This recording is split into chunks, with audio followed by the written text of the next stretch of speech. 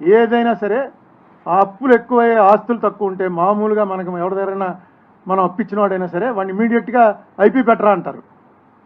ఇది జనరల్గా ఉన్నటువంటి పరిస్థితి. అదే చెప్పాను నేను. తర్వాత అమ్మే తీర్చారు వాళ్ళు. రంగాచారి కమిషన్ ఇది కూడా వాళ్ళ రిపోర్ట్ కూడా అదే ఇచ్చింది. ఆస్తులు అమ్మితే కానీ వీళ్ళు బాకీలు తీర్చలేరు అని. అదే జరిగింది చివరికి. ఎందుకని ఇందులో రామోజీరావు గారి మీద నేనేదో కత్తిపట్టి ఇప్పటివరకు ఆయన నేను చూడలేదు, నేను ఎప్పుడూ మాట్లాడుకోలేదు. రామోజీరావు గారి మీద నాకెందుకు ఉంటుంది కక్ష?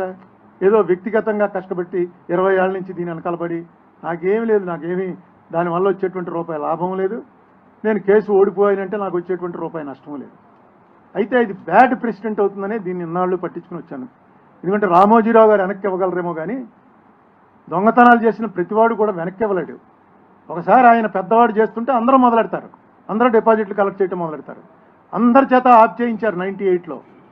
గుజరాత్లోను కేరళలోను చాలామంది మీద రైడ్లు చేసి వెంటనే ఆప్ చేయించారు. నువ్వు వెంటనే ఇన్కార్పొరేట్ చేసుకుంటే నీకు అంతకుముందు మేము 50 ఏళ్ళ నుంచి వసూలు చేస్తున్నాం, 100 ఏళ్ళ నుంచి వసూలు చేస్తున్నాం అంటే ఇన్కార్పొరేట్ బాడీగా మార్చుకో, రిజిస్టర్ చేసుకుని కంపెనీ చేసుకో, కంపెనీ చేసుకుని రిజర్వ్ బ్యాంక్ పెట్టుకో కాగితం, అప్పుడు ఇస్తాను నీకు పర్మిషన్ అని.